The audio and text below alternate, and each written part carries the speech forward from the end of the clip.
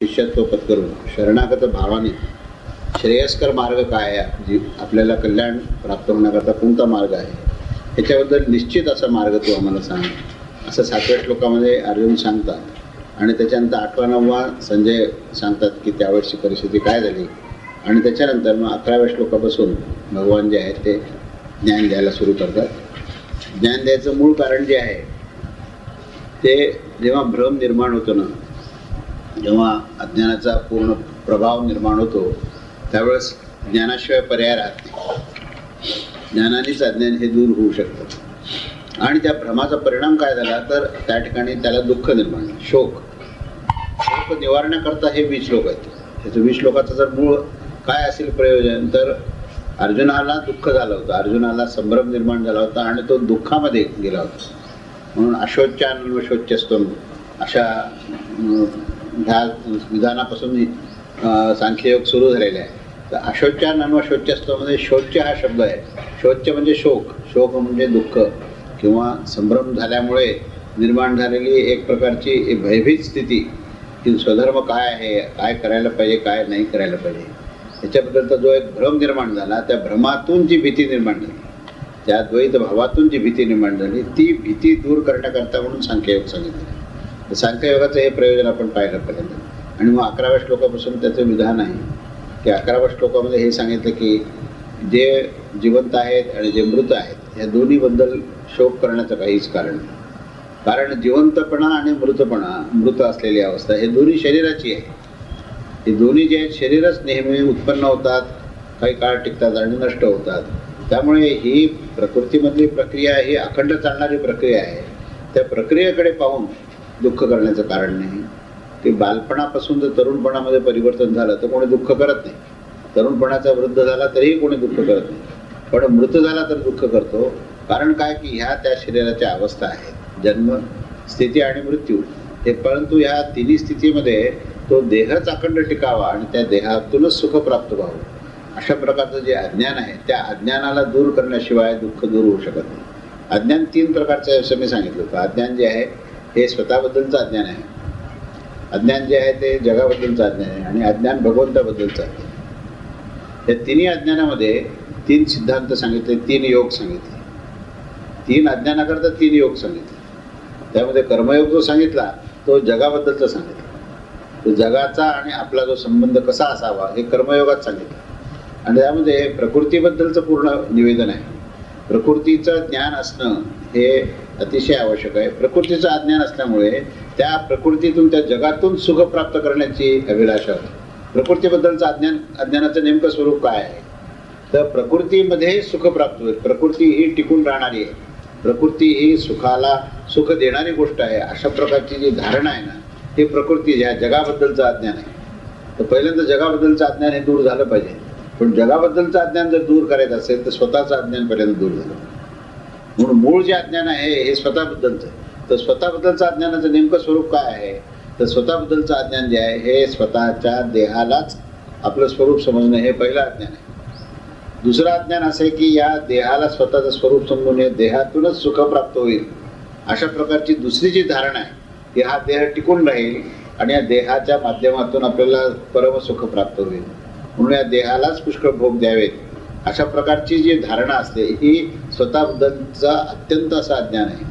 आणि हे अज्ञान दूर होण्याकरता पहिल्यांदा सांख्ययोग सांगितलं. कारण अज्ञान हे 3 पातळीवर आहे. त्यामुळे ते पहिली जर काय सगळ्यात मुख्य पातळी जर काय असेल अज्ञानाची तर ती स्वतःबद्दलचं अज्ञान आहे. दुसरी जी जगाबद्दलचं अज्ञान आहे त्याच्यामुळे दुसरी जी गोष्ट सांगितली ती कर्मयोग सांगितली. आणि तिसरं अज्ञान भगवंताबद्दलचं आहे, त्याच्याकरता भक्तियोग सांगितलं. तेव्हा कर्मयोग, ज्ञानयोग आणि भक्तियोग हा जो काही मुख्य विषय भगवद्गीतेमध्ये आहे तो मुख्य विषय हे ज्ञानाच्या माध्यमातूनच सांगितलं आहे. पण ज्ञान 3 पद्धतीने व्यक्त झालं. एक ज्ञान जे आहे हे स्वरूप ज्ञान आहे, हे मूळ ज्ञान. ज्ञानाची सुरुवात ही स्वरूप ज्ञानापासून होते, त्याला निजज्ञान असं म्हटलेलं आहे. तर निजज्ञान किंवा स्वरूप ज्ञान कशाबद्दल आहे की स्वतःचं नेमकं स्वरूप काय आहे, ते अविनाशी तत्व काय आहे हे पहिल्यांदा सांगितल्याशिवाय तुम्ही जगाबद्दलही जाणू शकणार नाही आणि तुम्ही परमेश्वराबद्दलही जाणू शकणार नाही. पहिल्यांदा स्वतःला जाणा, मग जगाला जाणा आणि मग परमेश्वराला जाणा. स्वतःला न जाणल्यामुळे दुःख आहे. पहिली गोष्ट स्वतःला जाणत नाही म्हणून सगळं दुःख. सगळं जर दुःखाचं मूळ कारण काय असेल त्याला अज्ञान. आणि त्याच्यातले त्या अज्ञानावर सुद्धा मूळ अज्ञान काय आहे तर स्वतःबद्दलचं अज्ञान आहे. त्यामुळे पहिल्यांदा स्वतःचं स्वरूप समजून घेणं हा सांख्ययोग आहे. हे 20 श्लोक जे आहेत ते कशाचे आहेत की स्वतःच्या स्वरूपाचं ज्ञान आहे, दुसरं काही नाही. दुसरं काय त्याच्या पुढचं अज्ञान, त्या जगाबद्दलचं अज्ञान आहे. जग म्हणजे काय, आपल्या देहापासून जग सुरू होतं. जग म्हणजे केवळ दृश्य नव्हे तर आपला देह सुद्धा हा दृश्यामध्ये येतो. तेव्हा देहापासून संबंध ब्रह्मांडापर्यंत पिंड आणि ब्रह्मांड एकच आहे. तर पिंड म्हणजे देह, पिंड म्हणजे तुमचा स्वभाव, पिंड म्हणजे तुम्हाला प्राप्त झालेले त्रिगुण, पिंड म्हणजे तुम्हाला प्राप्त झालेल्या सगळ्या इच्छा. त्या इच्छेचा समुच्चय हे त्रिगुणात्मक अंतःकरण आणि पंचमहाभूतात्मक देह याला आपण पिंड असं म्हणतो. आणि हे पंचमहाभूतात्मक, त्रिगुणात्मक आणि पंचतन्मात्रात्मक हे स्थूल सूक्ष्म कारण देह जे आहेत तेच विशाल जगतामध्ये आहेत. तर त्यात पूर्ण ह्याचं ज्ञान जर करायचं, प्राप्त व्हायचं असेल तर ते प्रत्यक्ष कृतीतूनच होऊ शकतं. ते ज्ञानाची केवळ धारणेतून होऊ शकत नाही. स्वरूपाकरता धारणा पाहिजे आणि प्रकृतीकरता कृती पाहिजे. प्रकृतीमध्ये कृती आहे आणि स्वतःबद्दलची धारणा आहे. अंतःकरणामध्ये धारणा निश्चित झाली की सत काय आणि असत काय ही धारणा जर निश्चित झाली, धारणा म्हणजे विवेक, त्याच्यामुळे सत्य काय असत्य काय याच्याबद्दलची निश्चित भूमिका, हे पहिलं ज्ञान स्वरूपाबद्दलचं ज्ञान. आणि ही भूमिका घेऊन मग आचरण कसं आणायचं, तर आचरणशास्त्र जे आहे ना हा कर्मयोग आहे.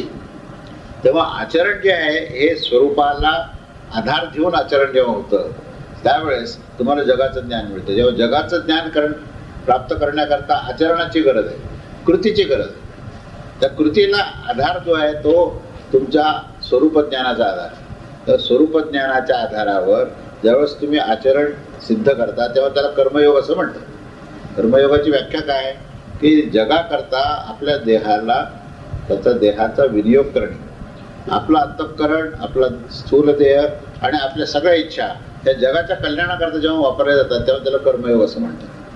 फार सोपी सरळ व्याख्या अशी आहे की दुसऱ्याकरता म्हणजे प्रत्येक जीवमात्राच्या हिताकरता ज्यावेळेस तो कर्म करतो ना त्यावेळेस तो आपोआपच मुक्त होतो. आणि जेव्हा स्वतः करता करतो तेव्हा तो आपोआपच बंधनात येतो. तेव्हा बंधनात यायचं का आपण मुक्त व्हायचं हा विषय आहे. कर्मयोगाचा विषय काय की आचरणाने, कृतीने, कर्माने तुम्ही बंधनातून मुक्त होणे म्हणजे कर्मयोग. कर्मयोगामध्ये कर्म एक भाग आहे आणि योग एक भाग आहे. कर्म म्हणजे प्रकृती संबंधित आहे आणि योग स्वतःबद्दल आहे. स्वतःचा स्वतःशी पहिल्यांदा योग झाला तर परमेश्वराचे योग आपोआप होतो. त्यामुळे कर्म ही जी गोष्ट आहे ही आचरण प्रधान आहे आणि योग ही जी गोष्ट आहे ही धारणा प्रधान आहे. तर योगाचा संबंध हा स्वरूपाशी आहे आणि कर्माचा संबंध हा प्रकृतीशी आहे. त्यामुळे ज्ञान प्रकृतीचं जेव्हा होतं तेव्हा दुसरं अज्ञान नष्ट होतं. आणि तिसरं अज्ञान काय की जेव्हा तो स्वरूपामध्ये लीन होतो की नाही तेव्हा तो एकटा राहू शकत नाही. स्वरूप हा हे एकटं राहू शकत नाही कारण ते एकटं नाहीच आहे. स्वरूप कशाला म्हणायचं की जे सर्व व्याप्त आहे त्याला स्वरूप म्हटलं आहे. स्वरूपाला जीवात्मा हा शब्द वापरत असताना जीव हा शब्द पुढे वजा होतो आणि जे जीव हा शब्द वजा झाला की तो आपोआप सर्व व्याप्त तत्व होतं. त्यालाच भक्ती असं म्हणतात. त्यालाच विज्ञान हा शब्द वापरला आहे. पुढे 7वा अध्याय, 8वा अध्याय, 9वा, 10वा, 11वा आणि 12वा हे सगळं कशाकरता दिलेलं आहे हे तुम्हाला तुमच्या सगळ्या आचरणातून प्राप्ती काय, अनुभव काय. तर अनुभव जो आहे तो परमेश्वराचा, परमेश्वराची प्राप्ती, परमेश्वराची अभिन्नता, परमेश्वराची एकरूपता, हे परमेश्वराच्या ज्ञानाची प्राप्ती म्हणजे परमेश्वराची एकरूपताच आहे. त्यालाच भक्ती असा शब्द वापरला आहे. आणि ते परमेश्वराचं ज्ञान प्राप्त होणं ही अंतिम त्याच्यातली प्राप्ती आहे. तेव्हा 3 प्रकारचं अज्ञान 3 पद्धतीने घालवायचं. तर अज्ञान दूर झालं तरच तुमचं दुःख दूर होईल. विषय मूळ काय आहे त्या ठिकाणी की अर्जुनाला दुःख झालेलं आहे आणि अर्जुनाला संभ्रम झालेला आहे. अर्जुनाला स्वतःचा धर्म काय आणि परधर्म काय याच्याबद्दल संभ्रम झालेला आहे. त्यामुळे निश्चितपणे काय कोणता मार्ग स्वीकारावा की जेणेकरून कल्याण होईल. श्रेय असा शब्द वापरले. श्रेय या शब्दाचा अर्थ कल्याण, कल्याण या शब्दाचा अर्थ असा की उद्धार होणे. उद्धार म्हणजे त्या सगळ्या बंधनातून तो मुक्त होणे. त्या बंधनातून मुक्त व्हायचं असेल तर ज्ञानाशिवाय पर्याय नाही. आणि ज्ञान हे स्वरूपाचं आहे, ज्ञान हे जगताचं आहे, ज्ञान हे परमेश्वराचं आहे. प्रत्येक ज्ञानाची पद्धत वेगळी आहे. स्वरूपाच्या ज्ञानाला बुद्धितत्वामध्ये विवेक आणि सुयोग्य धारणा आहे. प्रकृतीच्या ज्ञानाकरता आचरण आहे आणि परमेश्वराच्या ज्ञानाकरता एकरूपता आहे. असा हा पूर्ण आधार आहे. या आधारावर आपल्याला हे 20 श्लोक जे आहेत हे समजून घ्यायचे. आधार कळाला एकदा की कशा करता 20 श्लोक समजून घ्यायचे. बोय काय आहे, सांख्ययोग काय आहे, ज्ञानयोग. ज्ञान कशा करता घ्यायचं, ज्ञानाचं नेमकं स्वरूप काय. अज्ञान कळालं तर ज्ञानाकडे जाते. पहिल्यांदा अज्ञान काय आहे समजलं तर अज्ञान हे 3 प्रकारचं आहे. या 3 प्रकारच्या अज्ञानाला दूर करण्याकरता सुरुवात स्वरूप ज्ञानापासून आहे आणि स्वरूप ज्ञान म्हणजे सांख्य. अशी ही सांख्ययोगाची पार्श्वभूमी. या पार्श्वभूमीवर सांख्ययोग सांगताना 11व्या श्लोकापासून आपण सुरुवात केलं सांख्य. त्याच्यामध्ये पहिल्यांदा काय सांगितलं की बाबा हे जे काय शरीर आहे ना हे उत्पन्न होतं, काही काळ राहताना नष्ट होतं. त्यामुळे ही प्रकृतीची अखंड चालणारी प्रक्रिया आहे. त्याच्यामध्ये दुःख करणं म्हणजे अज्ञान आहे. त्यामुळे त्याच्यामध्ये दुःख तू करू नकोस. का? कारण असं की हे तुझं स्वरूप नाही. आता स्वरूपाचं सांगायला सुरुवात. पहिल्यांदा दुःख करण्याचं कारण चुकीचं कसं आहे. पंडित लोक जे तत्वदर्शी आहेत ते याच्याबद्दल दुःख करत नाहीत, कारण त्यांना माहिती आहे की हे उत्पन्न होणार आहे आणि नष्ट होणार आहे. त्याच्याबद्दल दुःख करण्यासारखा तो विषय नाही आहे. अशा प्रकारे पहिल्यांदा भगवंतांनी ही 11व्या श्लोकात सुरुवात केली आणि त्याच्यानंतर हळूहळू त्या श्लोकापासून पुढे त्यांनी सांगायला सुरुवात केली की आपलं जे काही स्वरूप आहे ना हे कसं स्वरूप आहे ते अखंड अविनाशी स्वरूप आहे. ह्या शरीराच्या जन्मापूर्वी आपण होतो. जन्म झाल्यानंतर जर आहोत याचं तर आपल्याला जाणीव आहेच काय. आणि हे शरीर नष्ट झाल्यानंतरही आपण राहणार आहोत. अशा प्रकारचं आपलं अस्तित्व आहे. एक अस्तित्वाची जाणीव असते आणि एक जाणीवेचं अस्तित्व असतं. बरोबर. एक अस्तित्वाची जाणीव असते आणि दुसरा जाणीवेचं अस्तित्व असतं. साधारण मनुष्य जाणीवेच्या अस्तित्वात राहतो आणि जो थोडासा चिंतन ज्ञानी असतो, जो काही तपश्चर्या करतो त्याला अस्तित्वाची जाणीव होते. हा भेद लक्षात घ्या. जाणीवेचं अस्तित्व म्हणजे अहंकार आणि अस्तित्वाचं जाणीव म्हणजे स्वरूप. अस्तित्व हे स्वरूपाचं आहे. अहंकाराचं अस्तित्वच नव्हे पण अहंकाराची जाणीव आहे. आणि अहंकाराच्या जाणीवेमुळे मनुष्य भ्रमात जातो. मी करता, मी ज्ञाता, मी भोगता ही अहंकाराची जाणीव आहे. माझ्यामुळे झालं ही अहंकाराची जाणीव आहे. तर या अहंकाराच्या जाणीवेला संपवून अस्तित्व काय हे जर कळायला लागलं तर आपल्याला काय कळेल की जन्मापूर्वी मी होतो हे अस्तित्व आहे.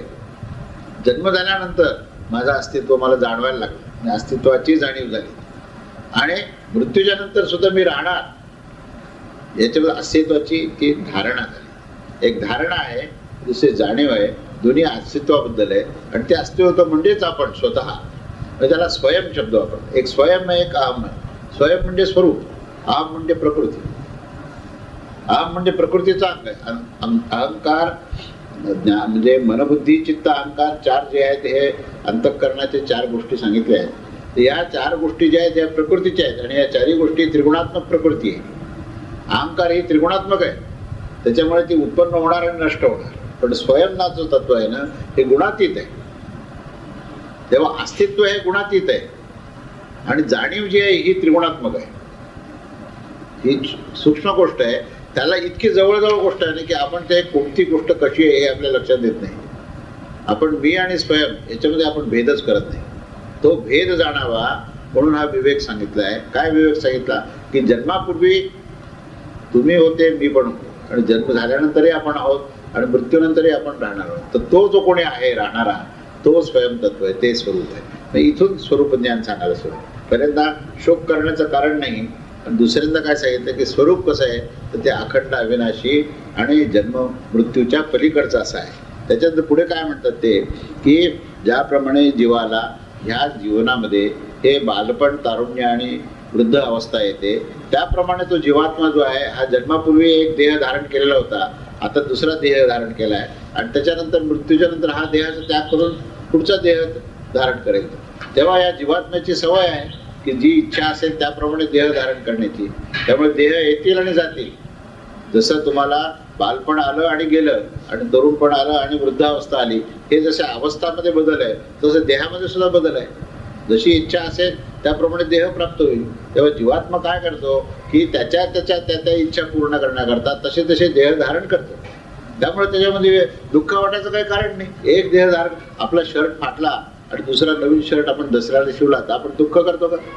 किंवा तो शर्ट फाटला आता दुसरा नवीन डिझाईन प्रमाणे केला शर्ट. कसे डिझाईन आहे आता हे लेटेस्ट डिझाईन. त्याप्रमाणे आता फॅशन बदलतात ना, मग त्यामुळे बदललेल्या फॅशनप्रमाणे कपडे केले जातात. पण अरे मागच्या वेळेस तू वेगळे कपडे घातले, तर नाही आता हे डिझाईन बदलला, आता सध्याचं नवीन फॅशन आहे. त्याप्रमाणे जीवात्मा काय करतो, जशी इच्छा असेल ना त्याप्रमाणे देह धारण करतो. आता कोणता देह धारण केला नाही. मागच्या वेळेस असं वाटलं होतं मला की खूप पैसा मिळावा, मग हा असा देह नाही. मागच्या वेळेस असं वाटलं की मला परमेश्वराचं ज्ञान मिळावं, मग हे चांगल्या एखाद्या सत्पुरुषाच्या घरी जन्म घेतला. म्हणजे जो देह जो धारण करतो ना, जशी इच्छा आहे त्याप्रमाणे जीवात्मा देह धारण करतो. म्हणजे ज्याप्रमाणे आपण वस्त्र बदलतो, ज्याप्रमाणे आपल्या बालपणाच्या आणि तारुण्यपणाच्या अवस्था बदलतात, त्याप्रमाणे तो देह बदलतो. इतकी सोपी गोष्ट आहे. मग त्याच्यात दुःख वाटायचं काय कारण? शर्ट आपण नवीन शर्ट घातलं दुःख करतो का? जितकंच ही गोष्ट सत्य आहे की नवीन वस्त्र आपण शिवले आणि घातले, हे ह्याच्यामध्ये जेवढा आनंद आहे तेवढाच आनंद जो आहे तो नवीन देह धारण करण्यात, जुना देह टाकण्यात आहे. मग त्यात दुःख वाटायचं कारण काय? दुःख याच्याकरता होतं की हे माहितीच नाही आपल्याला, हे स्वरूपाचं ज्ञान नसल्यामुळे दुःख आहे. म्हणून हे स्वरूपाचं ज्ञान द्यायला सुरुवात केली की तू शोक प्रत्येक वेळ म्हटलंय, म्हणून तू शोक करू नकोस, म्हणून तू शोक. प्रत्येक बालुपद काय दिलेलं आहे, ध्रुपद काय की ह्याच्याकरता, ह्या कारणाकरता तू दुःख करू नको, असं त्याने हा 13वा श्लोक सांगितला. पुढे त्याने सांगितलं की हे जे इंद्रिय असतात ना, मात्रा स्पर्श हा जो शब्द आहे ना, हा मात्रा स्पर्श म्हणजे इंद्रिय आणि विषय ह्याच्याशी, त्या इंद्रियाची सवय असते विषयाशी संपर्क करण्याचा. शब्दस्पर्श रूप रसगंध हे 5 मात्रा आहेत आणि 5 ज्ञानेंद्रिय आहेत. तर प्रत्येक इंद्रिय जे आहे की श्रवणाचा संबंध हा, कानाचा संबंध हा शब्दाशी आहे, त्वचेचा संबंध हा स्पर्शेशी आहे, त्याच्यानंतर डोळ्याचा संबंध हा रूपाशी आहे, जिव्हेचा संबंध हा रसनेशी आहे आणि घ्राणेंद्रियाचा संबंध हा गंधाशी आहे. त्यामुळे 5 तन्मात्रा आणि 5 ज्ञानेंद्रिय हे परत त्याच्यापासूनच ते बनलेले आहेत. त्यामुळे त्याच्याशी त्याचा संबंध असेल, मग तुला चिंता करायचं काय कारण? त्याच्यामुळे त्या तू गोष्टी सहन कर. म्हणजे काय की त्या गोष्टी साक्षीत्वाने पहा आणि त्याच्यामध्ये तू कुठल्याही प्रकारचं सुखदुःख मानू नकोस. त्याच्यामध्ये ज्या मनाच्या संवेदना असतात सारख्या की हे अनुकूल झालं आणि हे प्रतिकूल झालं, हे मनाची संवेदना आहे, पण तू त्या मनाच्याही पलीकडे आहेस. त्यामुळे तू सहन कर. म्हणजे काय की याचा अभ्यास कर आणि याच्यापासून अलिप्त राहा आणि दुःख करू नकोस. पुन्हा एकदा तेच सांगितलं. त्यानंतर 15वा श्लोक जो आहे ते सांगितलं की सुखदुःखाला समान मानणारा जो धीर पुरुष आहे ना, तो या विषयाचे संयोग जरी झाला तरी त्याला त्याचा तो विचलित होत नाही, त्याला सुखदुःखामुळे तो व्याकुळ होत नाही. मनाच्या संवेदना असतात, सुखदुःख एकावेळेस निर्माण होऊ शकतं, पण त्याच्यामध्ये पलीकडेही आणखीन एक व्यक्तित्व आपल्यामध्ये आहे हे जाणून घ्या की त्या सुखदुःखाला पाहतो. संवेदना निर्माण होणं ही काही चुकीची गोष्ट नाही आहे, पण संवेदनाला चिकटून राहणं ही चुकीची गोष्ट आहे. एखाद्या गोष्टीबद्दल त्वरित अशी संवेदना होऊ शकते, पण ती संवेदना किती काळ ठेवायची, त्याला किती महत्त्व द्यायचं, ही गोष्ट अतिशय विचार करण्यासाठी. आपण त्याला इतके दिवस महत्त्व देतो की काहीतरी 25 वर्षापूर्वी घडलेली गोष्ट जी आहे ते आता आठवण करून रडायला लागतो की तेव्हा असं झालं, माझा अपमान केला, झालं, घडून गेलं ते. आता तो विषय नाही आज. पण कितीतरी लोकांची अशी सवय असते की तेव्हा आताचं म्हातारे झालेले असतात, पण त्यांच्या लग्नामध्ये ज्या काय घटना घडल्या त्याच्या आठवणी काढू रडतात ते की असं आमच्या सासूरवाडीला असं फार त्रास झाला. आता नातवंड झाले, तुझ्या सासूरवाडीला तुझं जेव्हा लग्न झालं तेव्हाचे दुःख करायचे आता काही काळ नाही आहे. पण माणसाला आपल्या सगळ्या या घटनेचा, त्या संवेदनाला इतकं महत्त्व देतो की तो त्याच्या स्वरूपाच्या ज्ञानापासून वंचित होतो आणि म्हणून दुःख होतं. जो स्वरूपाशी जे जखडून आहे, जो आपल्या स्वरूपामध्येच अखंडपणे स्थित आहे ना, वरवर संवेदना येतील. आणि जसं इंद्रियाचा गुण काय, विषयाच्या मागे लागणे, मनाचा गुण काय की सुखदुःखाच्या संवेदना प्राप्त करणे. तर प्रत्येक जे आपले जे अंतःकरणाचे एक ज्या गोष्टी आहेत त्याच्या त्या स्वभावाप्रमाणे ते वागतील. पण म्हणून तुला विचलित व्हायचं कारण नाही, तू ह्याच्यापेक्षा वेगळा आहेस. म्हणून पुन्हा एकदा स्वरूप जे आहे कसं सांगितलं, ह्याच्यापेक्षा तू वेगळा आहेस. तू इंद्रिय नाहीस, तू मन नाही, तू बुद्धी नाही, तर ते ह्याच्याकडे पाहणारा तू साक्षी आहेस. आणि म्हणून विचलित होऊ नकोस, हे निर्माण होतील आणि नष्ट होतील, तू सावधान राहा. असं 15व्या श्लोकात सांगून पुढे असत आणि सत बद्दलचा आपण खूप विस्ताराने विचार केला की असत काय आहे आणि सत काय. तर सत तत्व जे आहे तेच स्वरूप आहे आणि असत नावाची जी गोष्ट आहे ती प्रकृती आहे, ती असून नसल्यासारखी आणि हा नसून असल्यासारखा आहे. दिसत नाही, अदृश्य आहे, पण त्याचं अखंड अस्तित्व आहे. आणि जे दृश्य आहे ते दिसत जरी असलं तरी ते नेहमी विनाशाकडे जाणार आहे. असं ते असतला अस्तित्व नसतं आणि सत्तत्वाचं अखंड अस्तित्व असतं. त्यामुळे त्या दोन्हीकडे जो पाहणारा जो आहे ना, तो तत्वदर्शी हा अचल आणि नेहमी अटळ असा आपल्या स्वरूपामध्ये स्थित असतो. असं सांगताना स्वरूपज्ञानच सांगतात. म्हणजे हे सगळं जे आहे ना, हे स्वरूपज्ञानाचीच पूर्ण लिंक आहे त्याच्यानंतर 17वा जो श्लोक आहे तो फार महत्वाचा आहे की स्वरूप ज्ञान झाल्यानंतर स्वरूप जे आहे हे मर्यादित एकदेशीय नाही, ते सर्वदेशीय आहे. म्हणजे जेव्हा मी तत्वालाचा त्याग होतो, जेव्हा अहंकाराचा त्याग होतो, त्यावेळेस शेष काय राहत असेल तर स्वयं राहतो. जेव्हा अहमचा त्याग झाला तर शेष स्वयं आहे. मग एखाद्याला वाटेल की बाबा माझी जर जाणीवच संपली आणि माझा अहंकार जर शून्य झाला तर माझं अस्तित्व राहील का, असं काही वेळेला काही लोकांना संभ्रम निर्माण होण्याची शक्यता आहे. पण त्या अहंकाराच्या पलीकडेच खरं तुझं अस्तित्व आहे. माणसाला असं काही वेळेला वाटतं ना, अहो मला जर माझं अमुक एक नाव आहे आणि अमुक अमुक असा व्यवसाय आहे, त्यालाच जर मी विसरलो तर मग माझ्या अस्तित्वाला काय अर्थ आहे. असं काही लोक बोलतात की माझं हे सगळं आता मी रिटायर्ड झालो की चांगला जनरल मॅनेजर होतो, तर रिटायर्ड झाल्यानंतर माझ्या अस्तित्वाला काय अर्थ राहील. काही लोक खूप दुःखी होऊन जातात रिटायर्ड झाल्यानंतर. आतापर्यंत मान सन्मान होता, हायकोर्टाचे जज होते आणि त्याच्यानं रिटायर्ड झाले, मग तिथे फार मान सन्मान मिळायचा, आता काही अस्तित्वाला अर्थ नाही, जगण्यात काही अर्थ नाही. म्हणजे त्या अहंकाराला एवढे चिकटून आहेत की ते अहंकार म्हणजेच अस्तित्व मानतात, त्या अहंकारालाच अस्तित्व मानतात. तर त्या अहंकाराचं अस्तित्व नसून आपल्या स्वरूपाचं अस्तित्व आहे. आणि अहंकार जो आहे हा वरवर दिसणारा ही उपाधी आहे, ही उपाधी जर नष्ट झाली तर ते स्वयं नावाचं तत्व आहे ना, ते एकदिशीय नाही. त्याचं काय वैशिष्ट्य राहतं, अहंकार जर संपला तर तो सर्वदेशीय होतो. असं हे 17व्या श्लोकामध्ये सांगितलंय की ज्यांनी संपूर्ण जग व्यापून टाकलं आहे असा तो अविनाशी आत्मा आहे, असं ते स्वरूप आहे. आणि त्या स्वरूपाला तू जाण की तो एकदिशीय नाही आहे काय. आणि त्याला जेव्हा तू जाणशील ना, तेव्हा त्याचा नाश कोणीही करू शकणार नाही. तुम्हाला जी भीती होते ना की अमुक अमुक पदावर मी बसलो होतो ना, आता मी त्याच्यावर निवृत्त झाला, आता मला कोणी विचारणार नाही, ही जी भीती ही निरर्थक आहे. ही भीतीच सगळ्या रिटायर्ड माणसाला सांगणं आवश्यक आहे की तुमची भीती निरर्थक आहे. आणि तुम्ही ज्या काही उपाधीने जगत होते की नाही, ती उपाधीच मुळात तुमची आहे बरोबर दिसणारी होती. त्याच्या खाली ज्याच्या आधारावर तुम्ही जे हायकोर्टाचे जज होते ना, तुम्ही कुठल्या आधारावर होते, कारण तुमचं अस्तित्व होतं म्हणून तुम्ही तिथे होते. अमुक एक इंजिनियर जनरल मॅनेजर होता, कशामुळे होता, आणि तुमचं अस्तित्व आहे म्हणून तुम्ही. मग अस्तित्व काय त्याचा विचार करा, उपाधीचा विचार करू नका. उपाधी ही संपणारच, तुम्ही ठरवलं तरी काय नाही ठरवलं तरी उपाधी तुमचा त्याग करते, तुम्ही उपाधीचा त्याग करावा. मग जर ती उपाधीचा त्याग करत असेल तर त्या उपाधीचा तुम्ही कशाला विचार करता. तुम्ही स्वरूपाचा विचार करा. स्वरूपाचं ज्ञान जर प्राप्त झालं तर तुम्ही विचलित व्हायचं काही कारण नाही. आणि जेव्हा मनुष्य ह्या सगळ्या उपाधीचा ज्यावेळेस त्याग करतो, जेव्हा तो पूर्ण निरुपाधिक होतो, निरहंकारी होतो, तेव्हा काय त्याचं लक्षण काय होतं, तर तो सर्वव्याप्त होतो. त्यामध्ये 17वा श्लोक काय सांगितलं आहे, 17व्या श्लोकाचं वैशिष्ट्य असं आहे की ते जे आत्मतत्व आहे ना, हे सर्वव्याप्त तत्व आहे. सर्वत्र सर्व ठिकाणी तो उपस्थित आहे. म्हणजे आम्ही काय या देहाशी निगडीत झालो ना म्हणून एकदेशीय झालो. आम्ही अल्पज्ञ का झालो, आम्हाला ज्ञान आमचं असं मर्यादित का झालं की आम्ही फक्त आमच्या अवतीभोवती जेवढं दृश्य दिसतं तेवढंच आपण मानतो की आहे म्हणून. पण त्याच्या पलीकडे काही आहे माहितीच नाही आपल्याला, किंवा आपल्याला काही दिसतच नाही, तर मग ते सत्य काय मानायचं.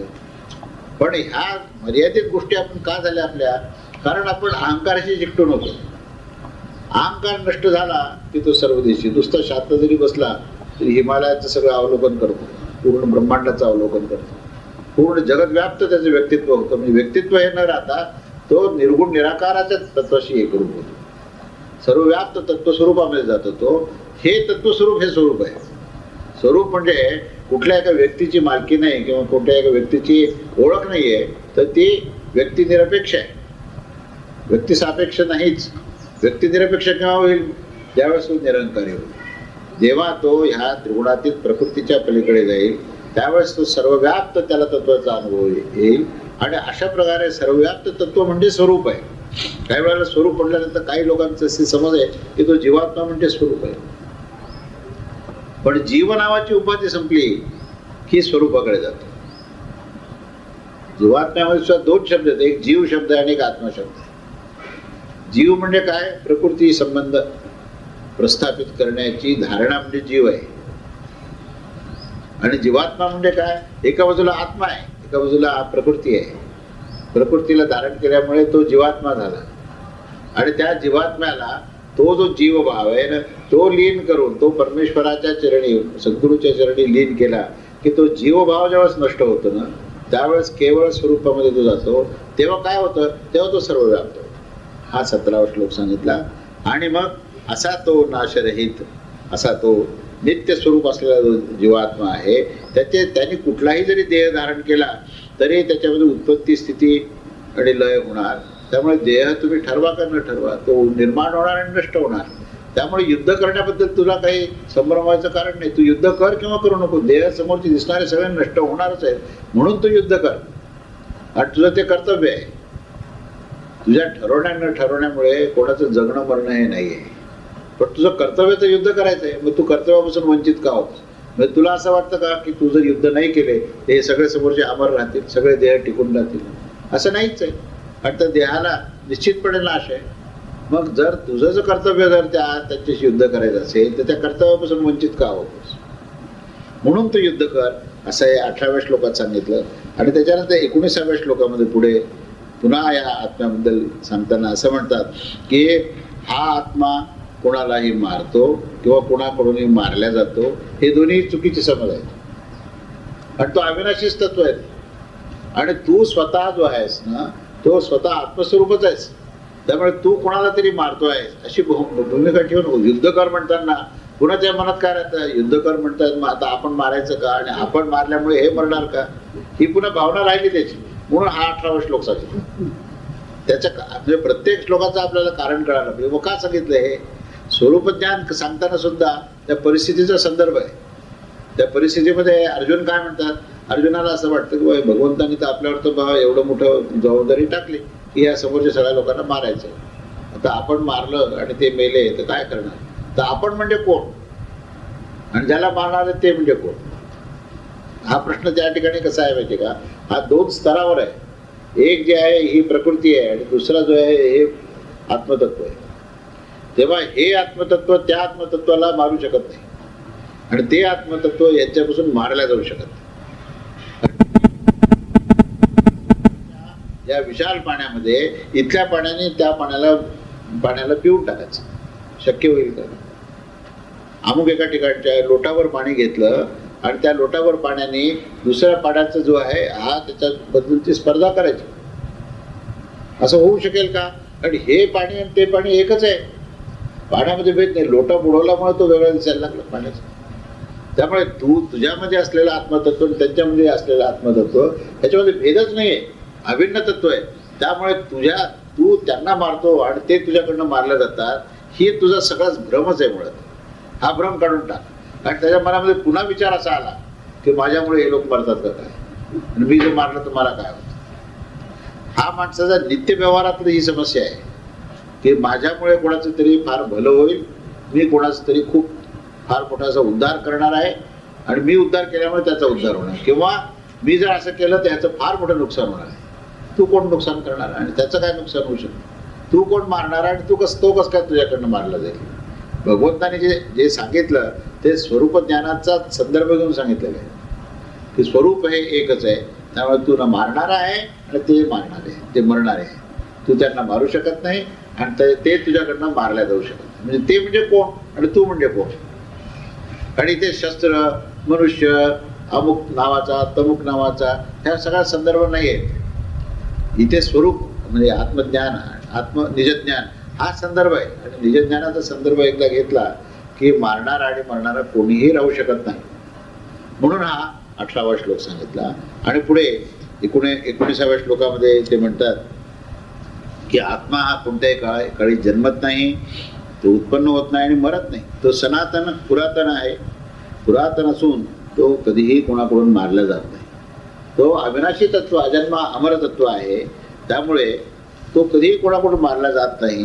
आणि म्हणून ते जी काही भीती तुझी आहे ती भीती ही अनाठायी आहे, अनावश्यक अशा प्रकारची आहे. अशा प्रकारचा हा 20वा श्लोक आहे. असा हा 20 श्लोक आपण एकंदरीत पाहिला, आढावा घेतला परत किंवा हे स्वरूप ज्ञान जे आहे कशाकरता घ्यायचं आहे, कोणतं अज्ञान दूर करण्याकरता आहे आणि ते स्वरूप ज्ञान कसं आहे हे आपण 20 श्लोकापर्यंत पाहिलं. आता हे थोडंसं पुढे बघू आपण. आणखी 10 श्लोक आहेत. त्या 10 श्लोकामध्ये खरे तर 8च आहेत. 29वा 30वा श्लोक फार काही महत्त्वाचा नाही आहे. तर हे 21 पासून 28 हा सांख्ययोगाचा आता उत्तरार्ध. उत्तरार्ध सांगताना आता 21वा श्लोक काय म्हणतात, वेदा विनाशिनम नित्यम य एनम अव्ययम कथम स पुरुषः पार्थ कम घातयति हंतिकम. म्हणजे हा आता जो विषय सांगितला तोच आहे की हा अजन्मा अव्यय असा जो पुरुष आहे तो कधीही कोणाला ठार मारू शकत नाही आणि तो ठार मारला जात नाही. हाच त्याने विषय सांगितला आहे. आता पुढे आपण, कारण तो पुनरावृत्ती करण्याची गरज नाही, की आता पुढे काय म्हटलंय, वासांसी जीर्णानि यथाविह नवानि गृह्णानि नरोपराणि तथा शरीराणि विहाय जीर्णानि यज्ञानि संयाति नवानि देहि. ज्ञानी संयाती नवानी देही. ज्याप्रमाणे माणूस जुनी वस्त्रे टाकून नवीन वस्त्रे धारण करतो त्याप्रमाणे जुनी शरीरे टाकून नवीन शरीर, हे पण आपण आत्ता पाहिजे. याचा सुद्धा आपण विस्ताराने अभ्यास केला. त्याच्या पुढचा जो श्लोक आहे तो असा आहे. आता इथे एक नवीन सिद्धांत आहे, ते महत्त्वाचे आपल्याला. नैनम छिंदन्ति शस्त्राणि नैनम दहति पावकः न चैनम क्लेदयन्त्यापो न शोषयति मारुतः. आता या ठिकाणी त्याने आत्मतत्व आणि पंचमहाभूत यांचा परस्पराशी संबंध कसा आहे हा विषय मांडला आहे. काय की आत्मा जो आहे तो शस्त्राने कापल्या जाऊ शकत नाही, अग्नीने जाळल्या जाऊ शकत नाही, पाण्याने भिजवल्या जाऊ शकत नाही किंवा वाऱ्याने वाळवू शकत नाही. तेव्हा हा आत्मा अछेद्य, म्हणजे 24वा श्लोक, अच्छेद्य म्हणजे हा याच्यात छेद केला जात नाही. आणि त्यानंतर हा अदाह्य म्हणजे याला दहन किंवा ज्याला अग्नी जाळू शकत नाही, त्याला भिजवता येत नाही तेव्हा, आणि याला वाळवता येणार नाही. अशा प्रकारचा हा आत्मा कसा आहे, म्हणजे हे असं करता येत नाही. तर मग तो कसा आहे, तर तो नित्य आहे, सर्वव्यापी आहे, अचल आहे आणि स्थिर राहणारा आणि सनातन आहे, असा हा सिद्धांत सांगितला. तर सिद्धांतामध्ये काय आहे की प्रकृती हे पंचमहाभूतात्मक आहे आणि आत्मतत्व जे आहे हे निर्गुण निराकार आहे, त्याला गुणातीत आहे. तर ही प्रकृती ही पंचमहाभूताची आणि त्रिगुणाची जी प्रकृती आहे ती प्रकृती ह्या आत्मतत्वावर प्रभाव टाकू शकत नाही, हा सिद्धांत आहे. सिद्धांत काय सांगितला की आपला संबंध हा त्रिगुणाशी आणि पंचमहाभूताशी, आणि आपली सगळी जी भीती आहे ना या त्रिगुणात्मक प्रकृतीबद्दलच आहे. हीच मायाचं रूप धारण करते आणि तुम्हाला संभ्रमात टाकते आणि तुम्हाला भीती ह्या प्रकृतीबद्दलच वाटत असते की काहीतरी जाळल्या जाईल का बा, काहीतरी आपलं काही नुकसान होईल का. ते नुकसान होणे किंवा जे काही त्याचा शस्त्राने कोणी मारलं तर मृत्यू होण्याची शक्यता, तर ह्या सगळ्या काही म्हणजे आकाश, वायू, अग्नी, जल आणि पृथ्वी या पंचमहाभूताचा संबंध जो आहे हा पंचमहाभूतातच राहणार आहे. त्याचा संबंध आत्मतत्वाशी होणारच नाही, कारण कुठलंही आकाश हे आत्मतत्वाला व्याप्त होऊ शकत नाही. कुठलाही वायू जो आहे तो त्या आत्मतत्वाला स्पर्श करू शकत नाही. कुठलाही अग्नी त्या आत्मतत्वाला जाळू शकत नाही आणि कुठलाही गंध जो आहे तो त्या आत्मतत्वाला सुगंधी करू शकत नाही किंवा कुठलेही पृथ्वी तत्व जे शस्त्र आहे ते त्याला कापू शकणार नाही, त्याला नष्ट करू शकणार. म्हणजे पंचमहाभूत आणि त्रिगुण या अष्टधा प्रकृती जी आहे ही अष्टधा प्रकृती ही आत्मतत्वाला कुठल्या प्रकारची हानी पोहोचू शकत नाही. कारण इथे भीती का होती हे का सांगितलं, हे सुद्धा सांगितलं त्या परिस्थितीप्रमाणे की हे शस्त्र आहेत, जे शस्त्राने आपण समोरच्याचा आपण निपात करत आहोत. ते शस्त्राचा निपात तुझ्या देहाचा करशील, त्या आत्मतत्वाचं तू कसं काय करू शकतो हा विषय. पुन्हा स्वरूपज्ञान सांगताना प्रकृती आणि आत्मतत्व ह्याची तुलना केलेली आहे. प्रकृती काय आहे आणि आत्मतत्व काय. प्रकृती जी आहे ही परिवर्तनशील आहे, ती एकमेकाचा नाश करते, उत्पन्न होते, काही काळ राहते, नष्ट होते. पण आत्मतत्व त्या प्रकृतीच्या कुठल्याही परिवर्तनाचा प्रभाव या आत्मतत्वावर होऊ शकत नाही, म्हणून भ्यायचं काहीच कारण नाही. ही जी भीती आहे ना ही भीती दूर करण्याचा हा जो प्रयत्न आहे. आणि त्याच्यानंतर मग काय सांगितलं की बा हा तर नित्य आहे, अचल आहे, सर्वव्यापी आहे, हा स्थिर राहणारा आहे, सनातन असा आहे. अशा प्रकारे त्या आत्मतत्वाचं वर्णन त्याने केलेलं आहे. आणि की हा जो आत्मा आहे अव्यक्तो यमचिंतोयम अविकार्यो यमुच्यते तस्मादेवं विदित वैनम नानु शोचति मरहसी. पुन्हा नानु न अशुशोचति अर्हसी. काय त्यामुळे शोक करण्यासारखं असं काही नाही. कारण काय की हा जो आत्मा आहे हा आत्मा जरी दृश्यमान नाहीये, हा अव्यक्त जरी असला तरी त्याचं अस्तित्व अखंड. जे समोर दृश्य दिसतं ना ते सत्य मानतो, हा अदृश्य आहे. पण अदृश्य जरी असला किंवा आपल्या बुद्धीच्या चिंतनाच्या पलीकडे, बुद्धीच्या चिंतनामध्ये आपण तर्काने कुठली गोष्ट पाहत असतो की तर्क करतो आपण, आणि तर्काने म्हणायचं हे असं असं आहे. जसं हवा सुरू झाली, वारा सुरू झाला म्हणतो, जरी डोळ्याला दिसत नसेल तर चिंतनाने आपण म्हणतो की बाबा अशा प्रकारची हवा आहे काय. आणि विकार, अनेक प्रकारचे जे विकार निर्माण होतात, म्हणजे आता प्रकृतीतले विकार सुद्धा हे आपण भिन्न भिन्न विकाराचा अनुभव आपण घेत असतो काय. आणि अशा प्रकारच्या ह्या सगळ्या गोष्टींतूनच आपल्याला सुख आणि दुःख मिळत असतं. परंतु हा जो आत्मा आहे ना, हा आत्मा हा अव्यक्त आणि तुमच्या चिंतनाच्या पलीकडे अचिंत्य आहे. त्यामुळे तो तुमच्या प्रत्यक्ष बुद्धीच्या पातळीवर हा तुमच्या अनुभवात येऊ शकत नाही आणि तुमचे कुठलेही विकार त्याला स्पर्श करू शकत नाही. तो विकाररहित असा आहे. आणि म्हणून अशा ह्या अचिंत्य अविकारी आत्म्याच्या बद्दल काहीतरी त्याला होईल अशा प्रकारचा भ्रम तू ठेवू नकोस. आणि त्यामुळे ह्याच्याबद्दलचं दुःख करण्याचं तुला काहीही कारण नाही. तुझं शोक करणे हे अनाठाई आहे, हेच वरच्यावर समजून सांगता येते. आत्मतत्व सांगण्याचं कारण, स्वरूपलक्षण सांगण्याचं कारण काय की तो जो दुःखामध्ये आणि शोकामध्ये बुडलेला आहे, त्या शोकातून त्याला बाहेर काढणं हा भगवंताचा हा उद्देश आहे. अशा प्रकारे आपण 25 श्लोकापर्यंत पाहिला. आता 25 पासून जे 30 जे 5 श्लोक आहेत, तो आत्मतत्व कसं आहे, तो त्याचं स्वरूप आणखीन कसं आहे, त्याचं आणखीन काही वर्णन केलेलं आहे. ते आपण पुढच्या प्रबोधनामध्ये बघून आपण सांख्ययोग पुढच्या प्रबोधनात पूर्ण करू. श्री गुरुदेव दत्त. श्री स्वामी समर्थ महाराज की जय.